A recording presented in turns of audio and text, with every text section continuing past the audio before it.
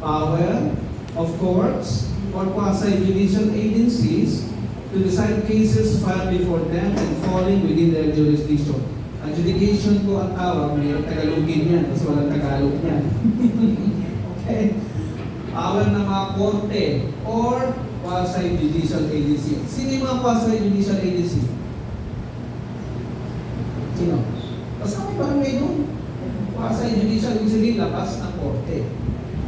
At ang bawat ahensya din ng gobyerno under the executive, mga departments, meron silang adjudication body. Pwede kayo mag-hearing sa Department of Agrarian, pwede kayo mag-hearing sa Department of DSWD, may mga internal adjudication board sila sa mga security, sa mga dispute, okay, na hindi dadaan sa korte. The court will be the last resort. Okay? Last resort. Applicable settlement. Sir, mapasok mo siya?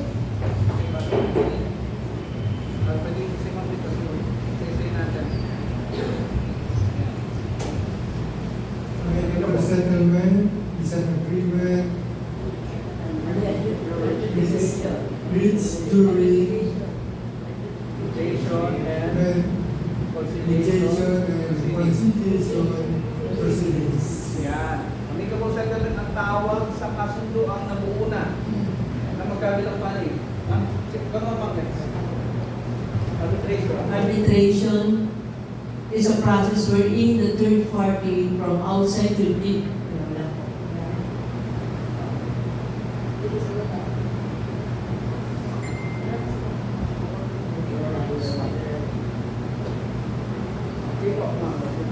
Arbitration is a process wherein the third party from outside the judicial system is chosen by parties to hear and decide on their dispute.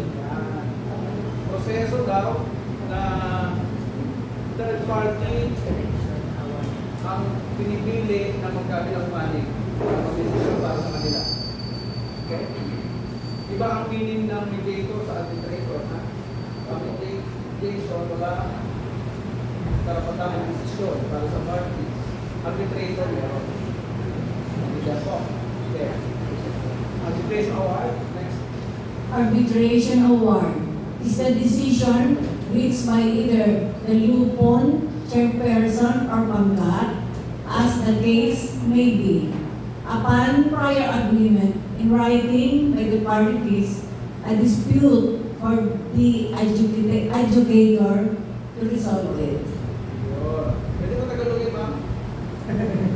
Sige ba? Kayo lang. Yung decision ng lupon or pangkat may be yung agreement nila ng both parties may be resolved. Huwag kalimutan nito, upon prior agreement. Kapag pumayag ng dalawa, pumayag sila na merong arbitrator na mag-desisyon para sa kanila. Okay? Pangatlo, attachment. Sunod po, attachment.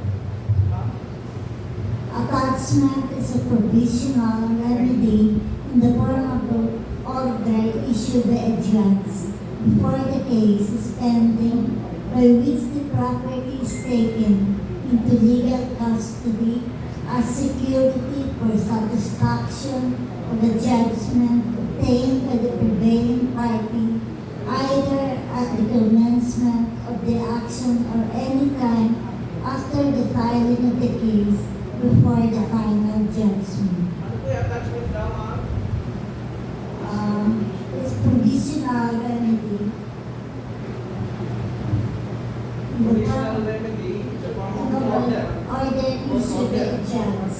Order issued by a judge kung saan nakapile pending yung kaso by which yung property ay pwede kunin na security sa pamayan sa kanyang okay? Alam niyo ba sa pagbabasa namin ng katanungan barangay ito, nakita rin namin si Chairman Barangay Manggila. Ano ba yun? Hindi siya mag-i-share eh. Si Chairman. Oo. May rights siya. Ano hindi ka tanong ng barangay ko? Oo, yung utang, hindi na bayaran. resident na tapos ayaw magbayad, pwede siyang sharing. Oo. Galing din sa barangay. Diba? Pero may period sa mga pag-usapan natin. Oh, next. Complainant means plaintiff. Yung naghahabla, nagreklamo, or naghahabla, nagreklamo, pareho lang ba? Wala lang ba?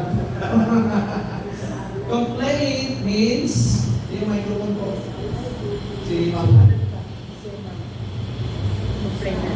Complaint is a concise statement of ultimate facts constituting the plaintiff's cause and causes of action. Yan, complaint ng tao daw, ma'am, ano? Na naglalaman ng kanyang mga dahilan, bakit siya naghahabla. Oo. At dapat, siyempre, makasunod sa batas. May nabailit na batas po itong tao ito. Kailangan maintindihan nyo rin. Yung hugot niya, bakit? Kasi pwede hindi niya alam yung batas, pero ilalagay lang niya na naagrabyado siya. Diba? Hindi niya mailagay yung article number o section number. So, sinasabi lang yun, naagrabyado siya. Okay?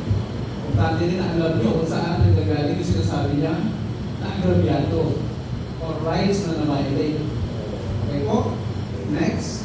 Conciliation. Conciliation is the process wherein the pangkat promoves the power to decide on recommended, but assists the party to isolate issue and option to reach a settlement by constitute the joints at their needs. Yun. Kaya nyo explain ma?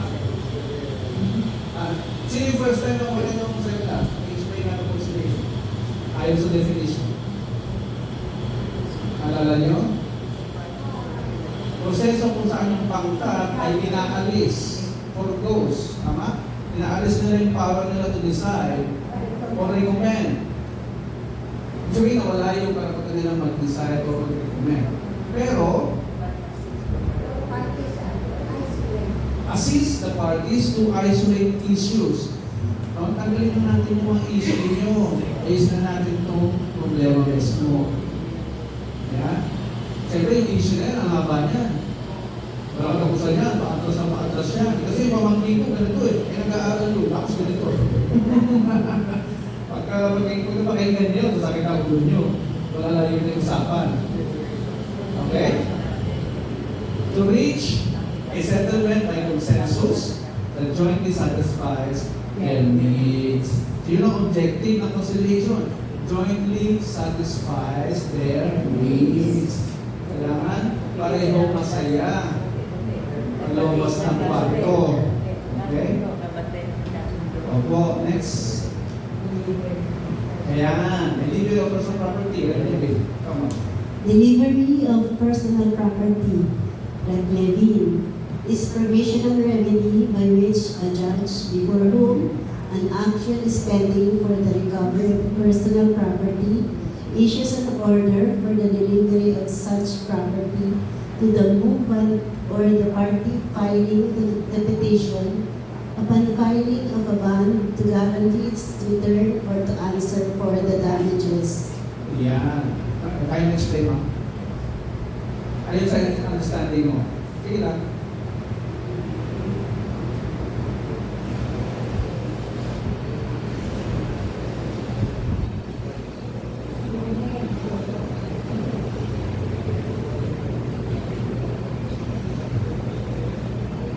Our friend.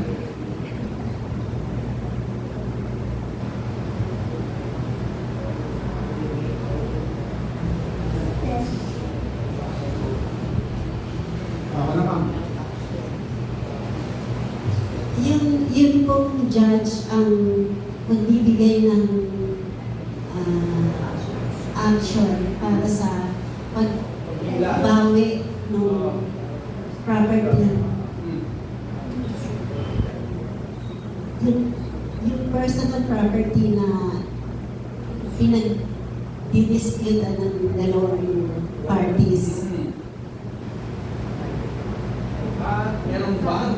Merong ban na sinasabi. Alam niyo yung ban? Mag-apply ka ng ban para pagsagot kung mali yung mga hinila mo. Opo. O hinila mo kayarian. fund yung sasagot sa damages. Okay? Halimbawa, may hinihila ka sa sasakyan, ibang sasakyan pa rin nahihila mo. Ginagamit ng pamilya yun. Masagutin mo yung damages mo. Nakakabahala sila. Sir, kung halimbawa po, merong yung yung barangay tanod, tinawag mo sila. Kasi meron daw mga properties doon na kukunin na nung may-ari. Ngayon, gusto nung other parties na ililista yung mga gamit na kukunin. Yes. Tapos po, kung halimbawa po nakuha na at sinabi nung may-ari na kulang, ang mananagot po yun? Walang court proceedings yan. Gusto lang niya kunin. Dati niya tinitirahan.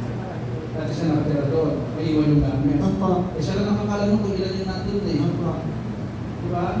Ano malay ng owner na kasama yun sa gamit niya? Pwede mag-prove witness, dokumento, na nandun yun. Diba? Refrigerator.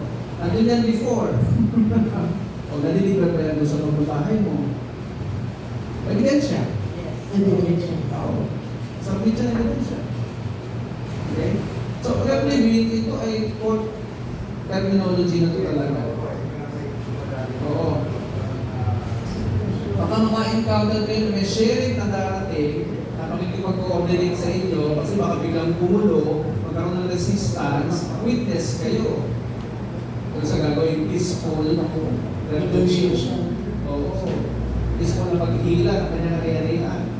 At mamaya makapag-alaman din natin ano yung mga hindi dapat hilahin at ano yung hindi.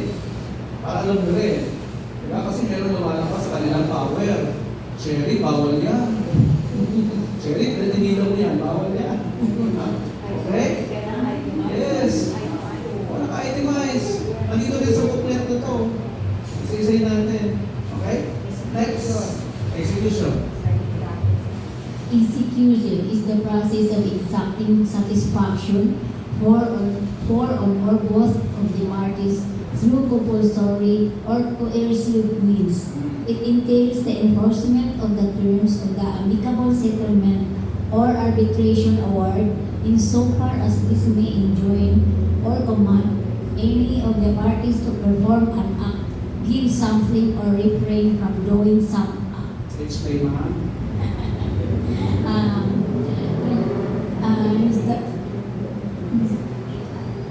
Proseso daw. Ang proseso po ay mahigpit. Tapos, mapilit din po yung both parties. Oo, ginayon ang word na to ah. Through compulsory, yes, or coercive. means persahan. Persahan po. Oo. Alam niyo ba kung may karapatan din yung nagpapakupa na ipadlock yung premises pag hindi ka nakakabayan? Pag may court order na siya. Pag wala, bawal pa. Kasi kailangan niya naman sa due process. Kapag ba ito sa yung due process? Naintindihan po? Execution, pwersahan, paghila ng ari-arian. Alala ko na minsan meron kami in-execute na decision sa law office.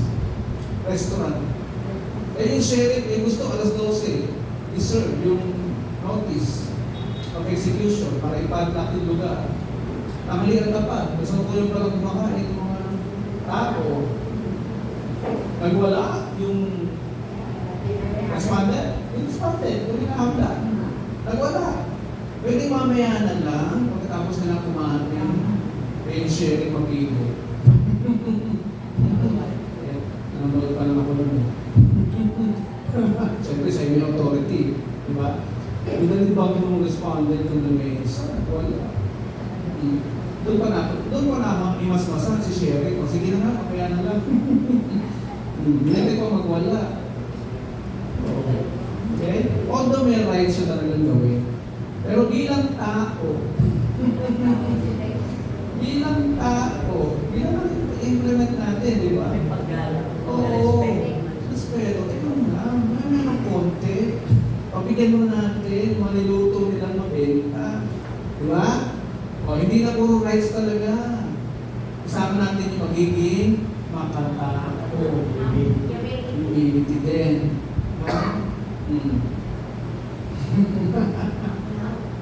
Hindi kayahin nyo na nampal ng sharing. Kilala niyo yan. Nampal ng sharing. Okay, next. Habeas corpus. Next po. Sino po next? Babasa. Sir. Habeas corpus is a judicial proceeding for the purpose of releasing a person who is legally deprived of liberty or restoring rightful custody of the person who has been deprived of. Yan. Habeas corpus ang tawag. Pwede mo explain sir? Kaya nyo explain? Okay lang. Okay lang sir. Sige, sige. Okay lang. Ito ay legal process na kapag nawawala ang isang tao or kinulong, ay pwede mong i-request sa hukuman na ilabas siya. Again, due process pa din eh. Due process pa din eh. Due process ng nagre-reklamo at due process din ng nagreklamo. Pansin nyo. Illegally deprived. Pwede unlawful arrest. Diba? Inaresto ng walang wala. Okay? So, habeas corpus ang tawag doon. Para maintindihan nyo din. Diba? Para tayo nasa long last. Diba? Okay? Incompetent. Sino po next? Ma'am. Kayo po.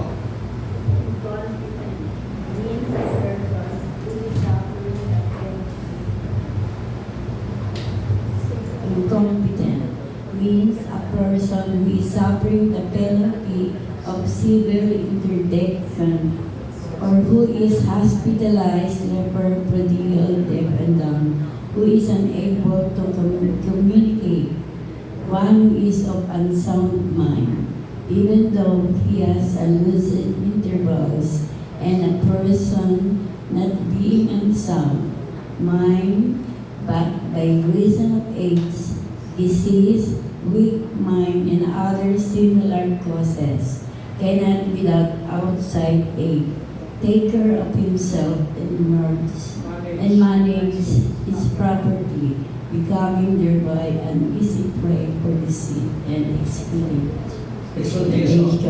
Medyo mahaba. Explain mo na lang. Okay.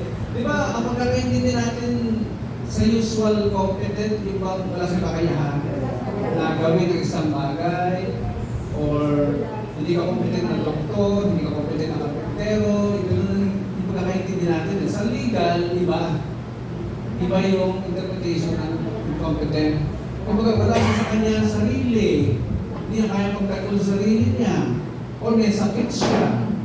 Kapag narinig mo yan sa korte, sinabi sa judge, Your Honor, the plaintiff is incompetent to testify. Pwedeng may sakit siya, or nabilayan, or hindi maayos yung kaisipan, laging malilikutin, ayun, incompetent ang tawag sa legal process. Okay? Kasi yung yung PW, yeah, kasama po yan. Oo, incompetent siya. Okay? Hindi siya pwedeng maging testigo po, sir, ma'am. Dahil siya po ay merong kahinaan. May kapansanan. Ibig sabihin, pag overall, ang hiningi mong meaning, siya po ay hindi normal. Para pakinggan ng barangay o korte. Okay po? Next natin, jurisdiction. Jurisdiction is an authority to hear and decide a case and given by law and cannot be agreed by the parties. Jurisdiction is vested on the court and cannot be agreed by the parties who are on a dispute. Yeah. Jurisdiction ang tawag kung sakop ba siya ng authority mo. Okay, halimbawa, yung judge sa Makati, hindi siya pwede mag-hear ng kaso ng mga taga-ibang lugar. Makati lang. Okay? Ganun din sa barangay. May limitations din. Pero yung kung isa yung party taga-Kalanan, at saka ibang barangay yung isa, alam natin mamaya, pag may rule doon. Okay? Nandiyan po. Next. Tanong nga mga barangay. Mga barangay. Katarungan ng mga barangay. A system of justice administered by the barangay level for the purpose of the evacuation or receiving disposed include mediation, constitution, obligation among the family or barangay without reserving the outcome. Ayun. Pwede mo explain, sir? Hindi mo sa Hindi lang, okay. Nakita yung gano'ng kahalaga yung inyong trabaho. Diba? Sa inyo nagsisimula bago mapunta sa judge. Kasi inyo ko lang dapat itapos na. No? Kasi kung napunta sa mesa ni judge yun, anong ginawa ng barangay dito? Hahanapin niya yun. Oo, babasahin niya yun. Ano ba nangyari dito? Okay? Kaya pwede rin kayo ipatawa pag merong failure. Okay? Merong failure. Ba't di mo naisip to? Ang question ka. Kaya kailangan nyo pag-aralan mabuti sama-sama. Kaya napakahalaga ng training na to. Para maraming principles na alam. Okay po? Next. Doon po, taga-mamayapa. O, ayan na. Sino next po?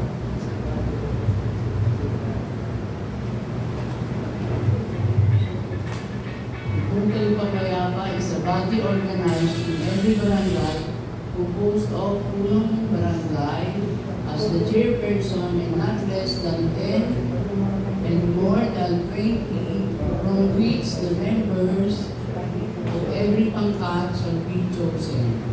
Good. Ang pun daw ay pwedeng 10 hanggang 20 membro at ang pangkat ay pinipili na kaptan. Bilang every barangay composed of punong barangay as the chairperson and not less than 10. So, kasali ba ang chairman sa lupon? Yes. Sali. 10 pesos. 10 pesos. Okay. Next. Jason, sir. Mediation is a process wherein the Lupon chairperson, barangay chairperson assist in disputing parties to reach settlement by consensus that jointly satisfy their needs. Ito po yung proseso ng miyembro ng Lupon para pagbatiin silang kapwa parties, kasama na rin po yung barangay chairman para masatisfy po yung kanilang gusto ng bawat isang partido. Yun, proseso kung saan magkakasunduin natin sila. Patulong ang barangay chairperson din ma-reach ang kanilang kagustuhan sa isa't isa. Kasi may kanya-kanya silang needs, di ba? Na gustong matupad, gustong mangyari. Kaya alam din natin yun. Mediation ng tawag ito. Unang proseso. Okay po? Minor ang tawag, ano dito? Minor ang tawag kapag siya ay below 18 years old. Bakit kaya may 18? Kasi sa Genocidet ng Science, ay nadap ng law, sa edad daw natin ng 18, ay nakaka-18 din daw tayo ng tama at mali. Okay po? Kaya yan yung edad ng Sinet. Next of kin, yung next person. Next of kin. Next of kin. Next of kin individual who are relative or responsible friend with both the minor of incompetence life. Pangkat, tagapagkasundo, pangkat. Next of kin. Next of kin ang tawag doon sa susunod na pwedeng maasahan tumulong sa nagre-reklamo o sa nire-reklamo. Next of kin. Pag wala siya, kadalasan yan ay pamilya. Family members mo na inuuna, siyempre, di ba? Pag wala ka pamilya, nakasama siya o katabi o malapit na pwede tumakbo, sino yung next of kin? Sino? Mag-anak. Mag-anak. Pag wala pa rin mag-anak, sino next of kin? Kaibigan. Responsible friend. Competent friend. Ha? Huwag din yung incompetent. Wala mangyayari. O, pangkat. Next. Sino po next? Pabalik na tayo ulit. Sige, pabalik na ulit. Pangkat taga pagkasundo is a conciliation panel constituted from Lupon membership for every dispute brought before the Lupon consisting of 3 members after punong barangay has failed in mediation effort. Yun. Explain mo, sir. Explain mo. Explain ko. Sige, ma'am. Pag hindi mapagkasundo yung dalawang party na pangaygulo, yung barangay, ay is ililipan na ito sa lupon para sila maayos. Yun. Ibig sabihin, nagiging tatlo na lang sa inyo yung magre-resolve. Tama ba? Tama? Nagiging tatlo na lang. Hindi na 20. Pwede na tatlo, di ba? Nangyari naman na lahat kayo nandun? No, 20. Hindi naman. Apat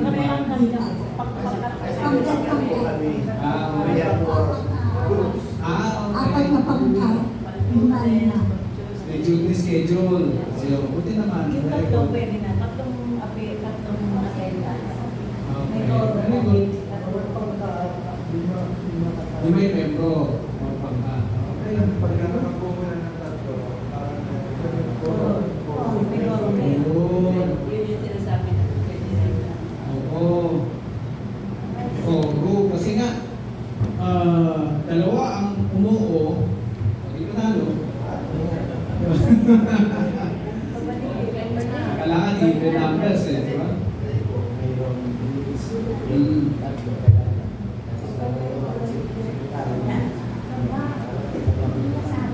Okay. Very good. Very good. Preliminary injunction. O, sino next? Preliminary injunction. Ayaw naman salita ng tatanda. Preliminary injection. As a provisional remedy by the form on an order to issued by a judge before who the case is pending at any stage before the final judgment requirements a person refrain from a particular act. Yun. Pwede mo explain, sir? Ano po? Sige po. Court order din ito, galing sa korte, no? Court order, kung saan pinipigilan ka na gumalaw sa isang particular na bagay or kumilos sa isang nirereklamo sa iyo. Preliminary injunction ang tawag doon. Okay? Habang hindi pa na-reach ang desisyon. Okay? Karapatan din galing yun sa konstitusyon. Powers ng judge. Para i-stop ka, tigilin ka into something na ginagawa mo na nakakatapak sa karapatan ng iba. Okay po? Next.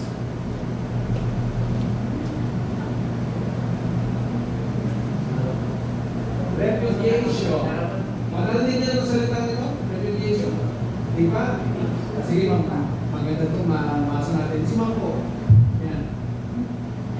Repudiation is an act of rejecting the validity or refusing to act the terms and conditions of agreement on the ground of appreciation of consent by fraud, violence, or intimidation. Can you explain, Ma'am?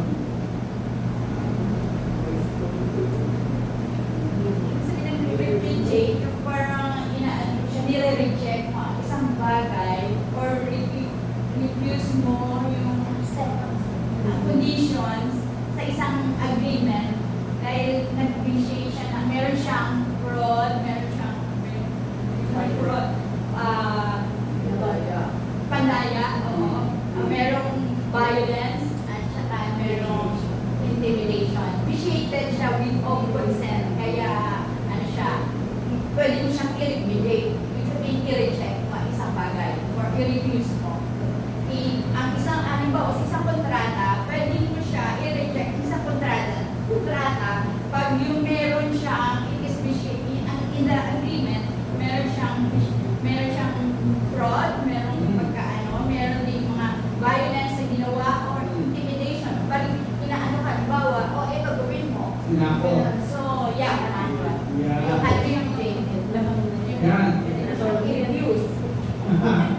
magbabawi sa napagkasunduan na. Dahil pagkatapos niya pumirma at pumayag sa agreement, natuklasan niya meron pang panloloko na ginawa sa kanya. So, sa ibang tawag, retraction. Nire-retract yung kanyang sinabi. Binabawi. Pero wala makita itong tatlong to. O isa dito na ginawa yung pagpirma niya dahil merong pananakot sa kanya. Okay, or pagkatapos makipagkasundo siya, ginawa siya ng violence. Sinaktan siya ulit. Okay na tayo Okay? Or tinakot siya pagkatapos niyang pumirma. Okay? Yung bang nagkasundo na, ito na nagpirmahan na, ito ka sa akin, hindi mo binayaran ang utang mo. Di ba? Okay na na magkita na kayo humihirit pa, gigil pa. Okay? So pwede niya bawiin yung kanya pagpirma. Repudiation ang tawag ko. Respondent, o yan yung nirereklamo, hinahabla. Pwede rin akusado. Okay? Statute of limitations, sino po next po sa? Statute of limitation is the law which bars or does not allow the institution filing an action or case against another after the expiration of the period prescribed for such actions or offense.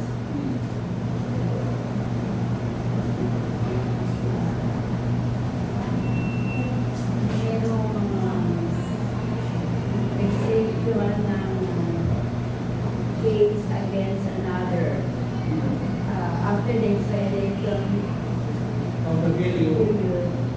is right for such action. Offense.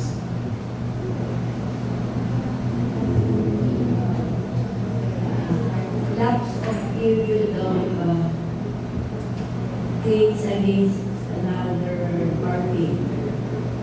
Expiry date ng batas na violate.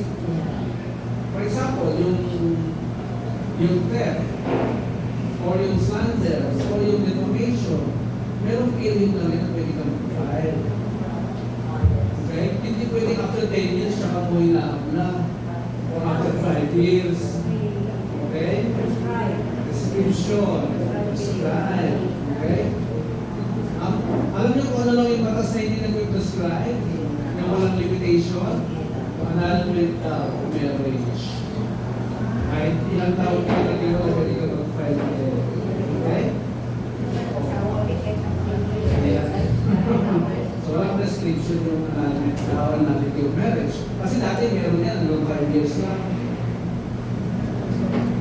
Meron isang batas na ginawa, 10 years lang. After 10 years, hindi ka na pwede mag-file.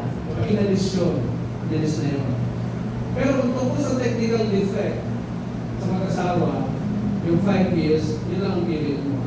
Halimbawa, sasabihin mo, nagpakasal po ako nung ako yung 16 years old, dinaya ng edad dyan. Kaanal-anal yun. Voidable siya. Kaya lang, sasabihin ng korte sa'yo, 20 taon na, may kapatid niwat ako sa korte para kaanal. Hanggang 5 years ko sa pwedeng gawin. Okay? At lalo na kung dumami na anak mo, bakit ngayon ko nagsasabi na rin yan na 16 years old ka lang pinasal ka? Hindi na siya pwede. Okay? Next. Support and identity text. Sino na po next? Babasa.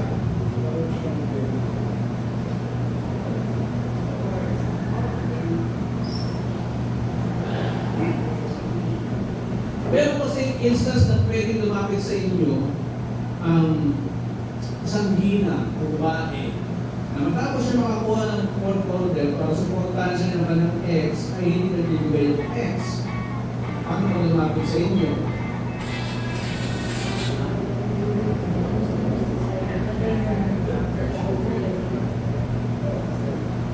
Meron naman ganun lumapit sa inyo? May hingi ng suporta galing sa court order, hindi siya binibigyan. Wala pa. Baka meron. Hindi lang sa sinabi ng court order. Imbes na magbayad sa uli ng lugar para mag-report lang sa judge, malapit sa inyo. Kasi gastos uli yun eh. Para lang sabihin na sa judge na hindi siya binibigyan ng support eh. Pwede sa inyo lumapit. Okay? Yes. And then delete ka.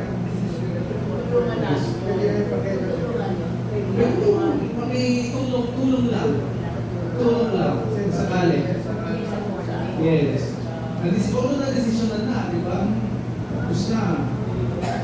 Hindi nga lang siya lumalapit ulit. Dahil gagastos ulit ng lawyer para lang lumapit. So, pwedeng sa inyo lumapit. Yes. Hindi niya naman kupromote yan. Ito sakali lang may dumating sa inyo. Di ba? Para pwede din kayo. Okay? Nakakuha ko ng court order eh, para bigyan ng sustento, pero hindi niya ako pinibigyan. Paano ba gawin namin? Ito na rin yung husband niya.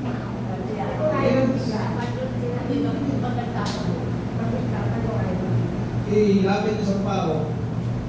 Kung na siya nalapit, wala na siyang paggastos eh. Sa lawyer eh. Pao na lang, refer na sa pao. Lagay mo ng bigay ng recommendation or endorsement. Endorsement letter. Okay ba? Pag lumapit ko sa amin sa barangay, hindi ko i-corporate yung husband, hindi ko itulungan. Public attorney. Record.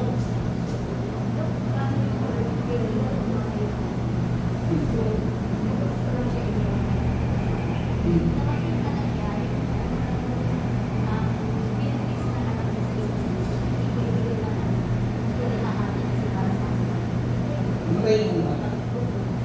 Lumabas. Lumusok. Sa buhay. Oh.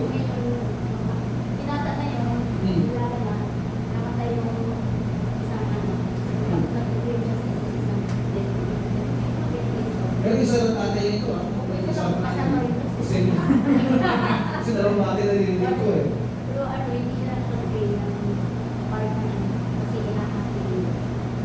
Ating sa dalawang bata. Oo nga, ganun talaga. 50% sa babae. Kasi yan ang naghahanap ng tao, missing person. Oo, missing person. Iniwanan.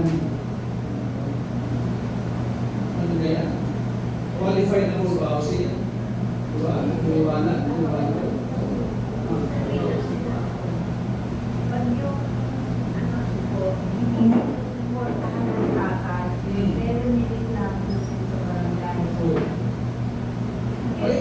Candidate for housing. Candidate.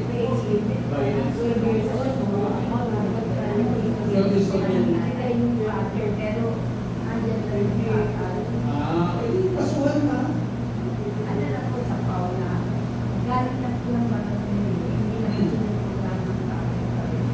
Ikaw may proseso kayo sa pag-file ng housing?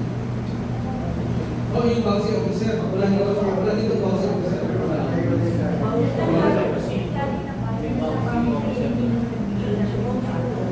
Kaso nagbarangay muna, tapos nagkasundo, tapos ayaw magbigay. Hindi support.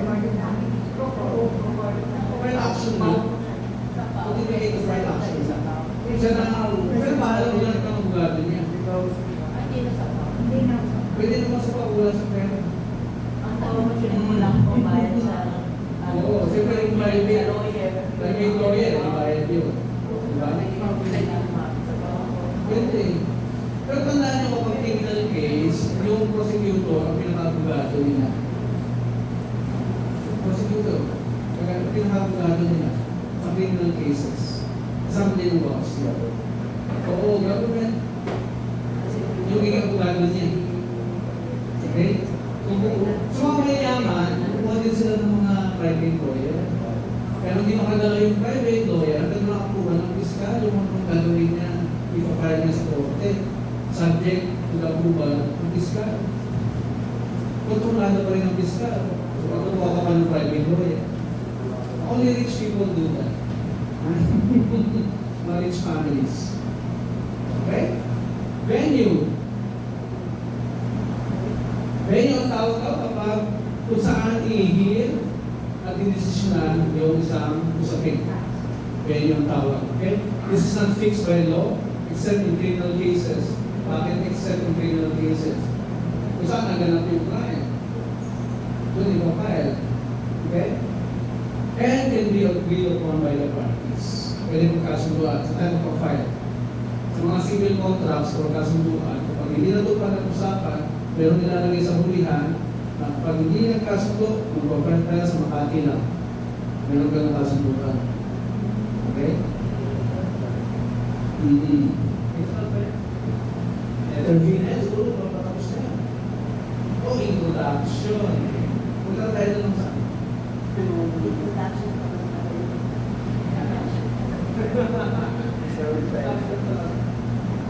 So any questions so far? Kailangan mo break?